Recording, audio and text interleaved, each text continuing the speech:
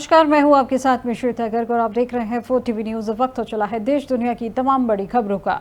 हिसार पहुंचे प्रधानमंत्री नरेंद्र मोदी ने कहा कि कांग्रेस ने बाबा साहेब अम्बेडकर ने जो सपना देखा था सामाजिक न्याय के लिए, संविधान में जो व्यवस्था की थी उसको भी छूरा घोंप कर उस संविधान के प्रावधान को तुष्टीकरण का माध्यम बना दिया है। कर्नाटक सरकार ने SC ST और OBC के अधिकार छीन लिए हैं और धर्म के आधार पर आरक्षण दे दिया है। लेकिन बाबा साहेब अम्बेडकर ने साफ कहा था कि धर्म के आधार पर आरक्षण नहीं दिया जाएगा। आगे प्रधानमंत्री मोदी ने कहा कि वक्फ के नाम पर लाखों हेक्टेयर जमीन है और अगर वक्फ संपत्तियों का लाभ जरूरतमंदों को दिया जाता तो उन्हें फायदा होता, लेकिन इन संपत्तियों का फायदा भूमाफियाओं को मिला है। और इस संशोधित वक्फ कानून से गरीब की लूट बंद होगी और अब नए वक्फ कानून के तहत किसी भी आदिवासी की जमीन को हिंदुस्तान के किसी भी कोने में उसकी संपत्ति को ये वक्फ बोर्ड हाथ में नहीं लगा पाएगा। वहीं नए प्रावधानों से वक्फ की पवित्र भावना का सम्मान होगा और मुस्लिम समाज के गरीब और पसमानदा परिवारों में महिलाओं, खासकर मुस्लिम विधवाओं को, बच्चों को अनेक उनका हक भी मिलेगा और उनका हक सुरक्षित भी रहेगा। यही असली सामाजिक न्याय है। हुए लोग, ये कांग्रेस के लोग उसका भी विरोध कर रहे हैं। साथियों, हमारे संविधान ने SC ST OBC के लिए आरक्षण का प्रावधान किया, लेकिन कांग्रेस ने उनको आरक्षण पहुंचा कि नहीं पहुंचा, उनके बच्चों को शिक्षा के लिए सुविधाएं प्रारंभ मिलना शुरू हुआ कि नहीं हुआ, SC ST OBC के कोई व्यक्ति अधिकार से वंचित तो नहीं रह गए हैं, उसकी कभी परवाह नहीं की। लेकिन राजनीतिक खेल खेलने के लिए कांग्रेस ने बाबा साहब आम्बेडकर ने जो सपना देखा था, सामाजिक न्याय के लिए संविधान में जो व्यवस्था की थी, उसको भी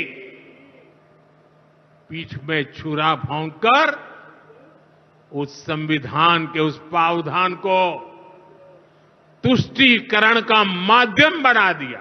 उन्होंने मुसलमानों के हित में किया। मैं जरा ऐसे सभियों से पूछना चाहता हूं, वोट बैंक के भूखे इन राजनेताओं से कहना चाहता हूं, अगर सच्चे अर्थ से आपके दिल में मुसलमानों के लिए थोड़ी भी हमदर्दी है तो कांग्रेस पार्टी अपने पार्टी के अध्यक्ष मुसलमान को बनाए। क्यों नहीं बनाते भाई? संसद में टिकट देते हैं, 50% मुसलमानों को दो, जीत करके आएंगे तो अपनी बात बताएंगे। लेकिन ये नहीं करना है। कांग्रेस में तो कुछ नहीं देना है। देश के नागरिकों के अधिकारों को छीनना और देना, इनकी नीयत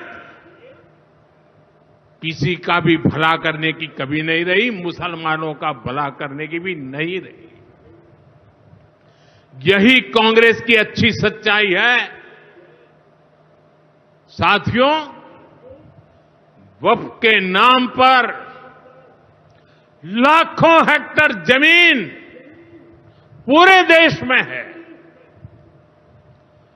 इस जमीन, इस प्रॉपर्टी से गरीब का, बेसहारा महिलाओं, बच्चों का भला होना चाहिए था।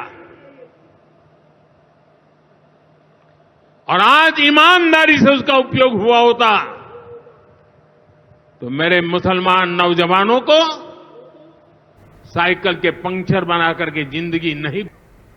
भारतीय संविधान के निर्माता बाबा साहेब डॉक्टर भीमराव अंबेडकर जी को उनकी जयंती पर सादर नमन और देश के लोकतंत्र को मजबूत करने के लिए, हर भारतीय के समान अधिकारों के लिए, हर वर्ग की हिस्सेदारी के लिए उनका संघर्ष और योगदान, संविधान की रक्षा की लड़ाई हमेशा हमारा मार्गदर्शन करता रहेगा। इसको लेकर कांग्रेस अध्यक्ष राहुल गांधी ने ट्वीट किया है।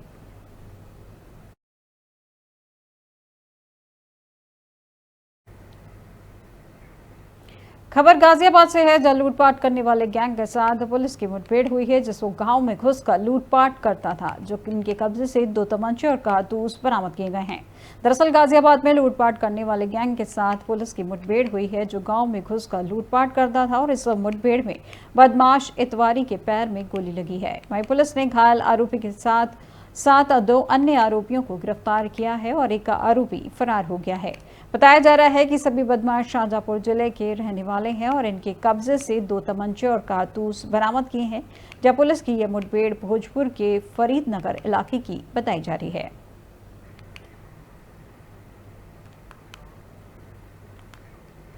और अब एक बड़ी खबर सामने आ रही है, जब फ्लैट में रहना हुआ है महंगा, जब सरकार ने लगाया है 18% जीएसटी। अब हाउसिंग सोसाइटी की मेंटेनेंस फीस पर लगेगा 18% जीएसटी, जहां एक से ज्यादा फ्लैट होने पर भी लगेगा पूरा जीएसटी और हर महीने 7500 और 15,000 तक मेंटेनेंस दे रहे लोगों पर भी लगेगा जीएसटी। इस वक्त की बड़ी खबर आपको बताई जा रही है, जहां अब फ्लैट में रहना हुआ है महंगा, जब सरकार ने लगाया है 18% जीएसटी। जब हाउसिंग सोसाइटी की मेंटेनेंस फीस पर लगेगा 18% जीएसटी, जहां एक से ज्यादा फ्लैट होने पर लगेगा पूरा जीएसटी, जिसमें हर महीने 7500 और 15,000 तक मेंटेनेंस दे रहे लोगों पर भी लगेगा पूरा जीएसटी।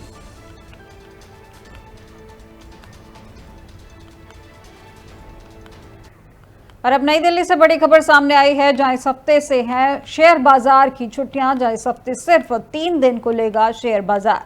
14 अप्रैल सोमवार को डॉक्टर अंबेडकर जयंती पर बाजार रहेगा बंद और 18 अप्रैल को गुड फ्राइडे पर भी बंद रहेगा बाजार।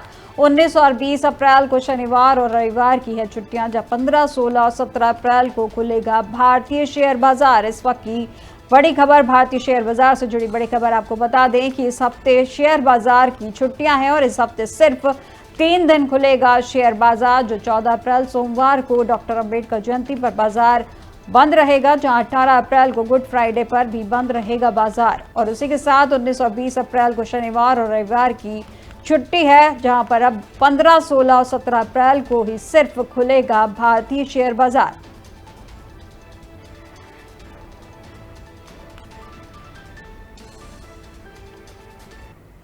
खबर पश्चिम बंगाल से है, जहां हिंसा प्रभावित क्षेत्रों में केंद्रीय बलों की तैनाती के आदेश दिए गए हैं, जिसमें कलकत्ता उच्च न्यायालय द्वारा यह आदेश दिया गया है, जहां आदेश के बाद मुर्शिदाबाद में बढ़ाई गई है सुरक्षा व्यवस्था।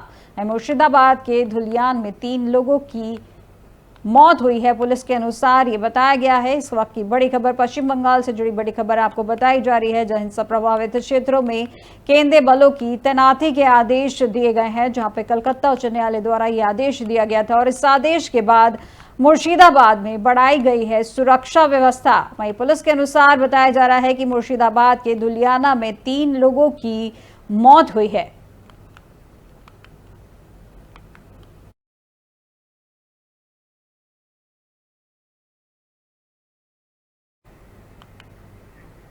और अब लखनऊ से अगली बड़ी खबर है, जहां आज से शुरू है अग्निशमन सुरक्षा सप्ताह, जो मनाया जाएगा अग्निशमन सेवा दिवस, जहां हजरतगंज फायर स्टेशन में शहीदों को दी जाएगी श्रद्धांजलि।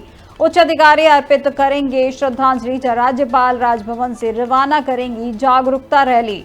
जो रैली गोमती नगर, इंदिरा नगर, डालीगंज से होकर गुजरेगी रैली और उसी के साथ आईटी चौराहा, महानगर समेत कई इलाकों से रैली गुजरेगी। इस वक्त की बड़ी खबर आपको राजधानी लखनऊ से जुड़ी बड़ी खबर आपको बताई जा रही है, जहां आज से शुरू है अग्निशमन सुरक्षा सप्ताह, जिसको लेकर मनाया जाएगा अग्निशमन का सेवा दिवस। वहीं हजरतगंज फायर स्टेशन में शहीदों को दी जाएगी श्रद्धांजलि और उच्च अधिकारी अर्पित करेंगे इस संबंध में श्रद्धांजलि, जहां राज्यपाल राजभवन से रवाना करेंगी जागरूकता रैली, जो कि गोमती नगर, इंदिरा नगर, डालीगंज से होकर गुजरेगी ये रैली और इसी के साथ आईटी चौराहा, महानगर समेत कई इलाकों से गुजरेगी ये रैली।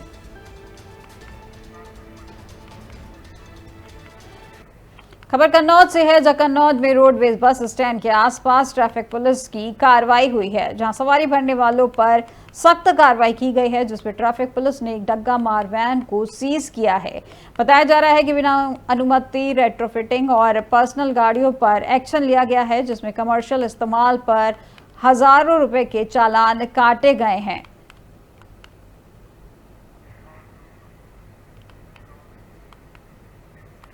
अब खबर मुजफ्फरनगर से है, जब बुर्का पहने मुस्लिम युवती और हिंदू युवक के साथ मारपीट का मामला सामने आया है, जिसमें मामले का वीडियो वायरल हुआ था और वायरल वीडियो पर पुलिस ने कार्रवाई की है।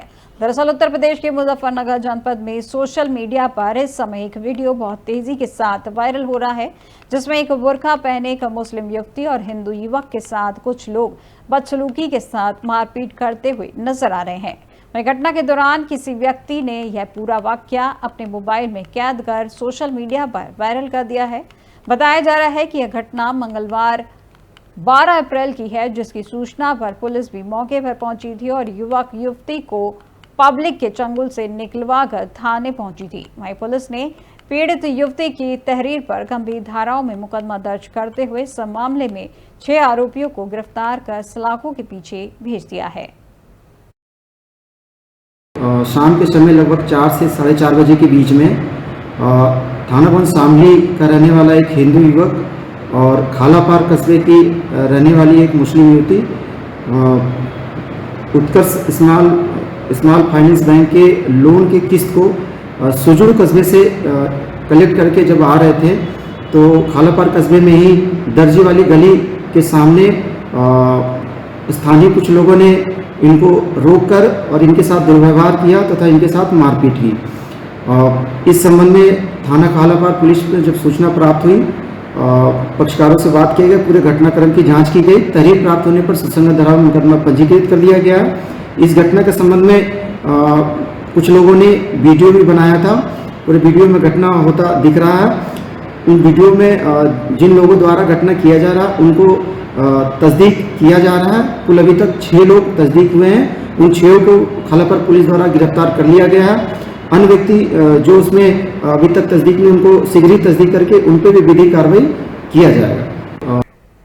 खबर देहरादून से है, जो अंतिम चरण में है चार धाम यात्रा की तैयारी है। जो यात्रा मार्ग को 15 सुपर और 41 समान जोन में विभाजित किया गया है और इसी के साथ की गई है 50,000 वाहनों के पार्किंग की व्यवस्था और उसके साथ यात्रा को लेकर की जा रही है 700 मेडिकल स्टाफ की नियुक्ति और यात्रा में बनाए जाएंगे 50 स्क्रीनिंग सेंटर और 154 एम्बुलेंस यात्रा मार्ग पर रहेंगे अलर्ट और कमर्शियल वाहनों के लिए ग्रीन कार्ड बनाने का काम हुआ है शुरू। इस बड़ी खबर आपको देहरादून से जुड़ी बड़ी खबर आपको बताई जा रही है, जहाँ चारधाम यात्रा की तैयारियां अंतिम चरण पर हैं, जिसको लेकर बताया जा रहा है कि यात्रा मार्ग को 15,000 और 41 समान जोन में विभाजित किया गया है और इसी के साथ 50,000 वाहनों की पार्किंग व्यवस्था भी की गई है। यात्रा को लेकर की जा रही है 700 स्टाफ की नियुक्ति और यात्रा में बनाए जाएंगे 50 स्क्रीनिंग सेंटर और उसी के साथ 154 एम्बुलेंस यात्रा मार्ग पर रहेंगे अलर्ट और कमर्शियल वाहनों के ग्रीन कार्ड बनाने का काम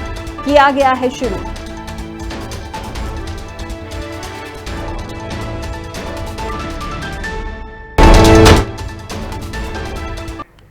अब देहरादून से एक और बड़ी खबर आपको बता दें, जो उत्तराखंड में बनेगी मिलेट नीति, जहां राज्य सरकार आगामी कैबिनेट में लाएगी प्रस्ताव। मंडुवा, झंगोरा, सांवा, कौड़ी को मिलेगा प्रोत्साहन और बायो फर्टिलाइजर पर मिलेगा 80% का अनुदान। मंडुवा एकत्रीकरण करने वाले समूहों को मिलेगा 300 रुपए प्रति कुंटल का प्रोत्साहन। इस वक्त की बड़ी खबर आपको देहरादून से जुड़ी बड़ी खबर आपको बताई जा रही है, जो उत्तराखंड में मिलेट नीति, जिसमें राज्य सरकार आगामी कैबिनेट में लाएगी ये प्रस्ताव। मंडुवा, झंगोरा, सांवा, कौड़ी को मिलेगा प्रोत्साहन और बायो फर्टिलाइजर पर मिलेगा 80% तक का अनुदान। मंडुवा एकत्रीकरण करने वाले समूहों को मिलेगा 300 रुपए प्रति कुंटल का प्रोत्साहन। इस वक्त की बड़ी खबर आपको देहरादून से बताई जा रही है।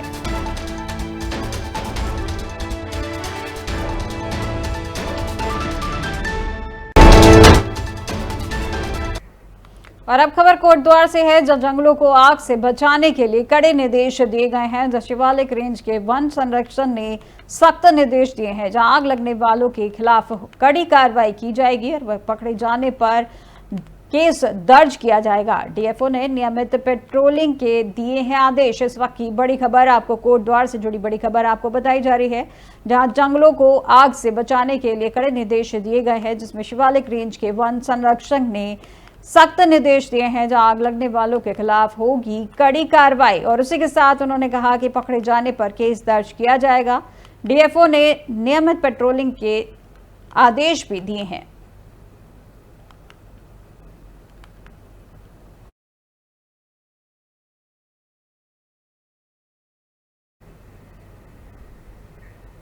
अब खबर हरिद्वार से है, जहां सीएम धामी ने कहा है कि दून विश्वविद्यालय में सेंटर फॉर हिंदू स्टडीज आरंभ होगा, जिसमें हिंदू सभ्यता और संस्कृति से जुड़े विभिन्न विषयों पर शिक्षण और शोध कार्य किए जाएंगे। यूजीसी ने जाति, धर्म और लिंग के आधार पर कानूनी मामलों में होने वाले भेदभाव को पूरी तरीके से खत्म किया है। प्रधानमंत्री श्री नरेंद्र मोदी जी के नेतृत्व में देश एक पृथ्वी, एक परिवार, एक भविष्य की अवधारणा को वैश्विक मंचों पर साकार कर रहा है। आगे उन्होंने कहा कि केदारनाथ एवं बद्रीनाथ धाम के त्वरित पुनर्निर्माण के साथ ही हरिद्वार ऋषिकेश कॉरिडोर का निर्माण सरकार की शीर्ष प्राथमिकता है। दरअसल मुख्यमंत्री पुष्कर सिंह धामी ने मानव सेवा उत्थान समिति द्वारा बीते रविवार को हरिद्वार में बैसाखी महापर्व के अवसर पर आयोजित सद्भावना सम्मेलन एवं राष्ट्रीय एकता शिविर में प्रतिभाग किया था, जिसमें उन्होंने कैबिनेट मंत्री सतपाल महाराज को इस भव्य आयोजन के लिए बधाई देते हुए कार्यक्रम को संबोधित किया था।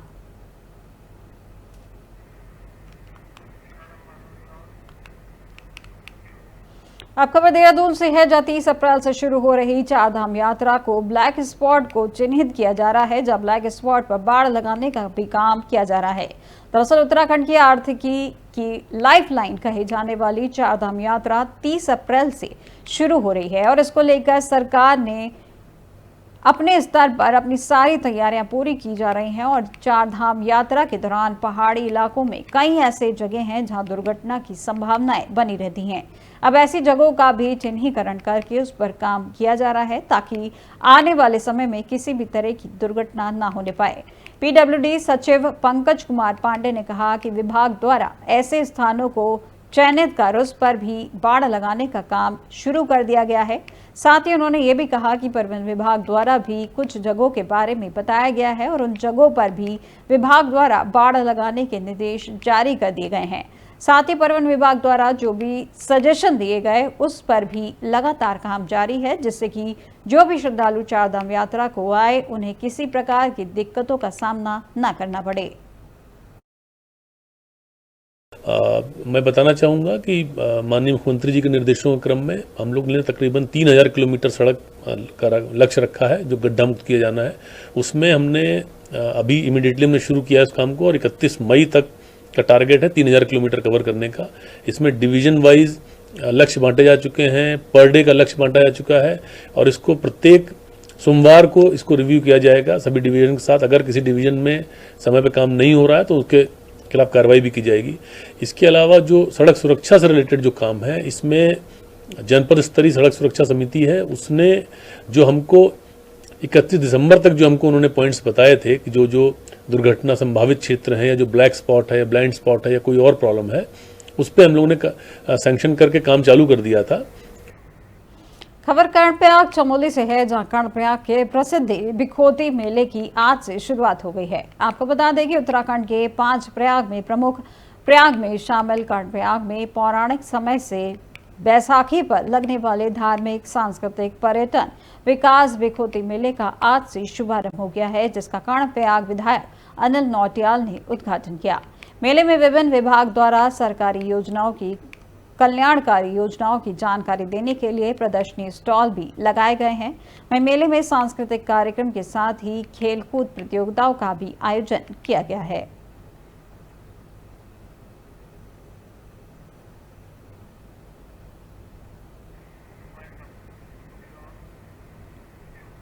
देश दुनिया की तमाम बड़ी खबरों में फिलहाल बस इतना ही और अधिक जानकारी के लिए देखते रहिए 4TV न्यूज़। नमस्कार।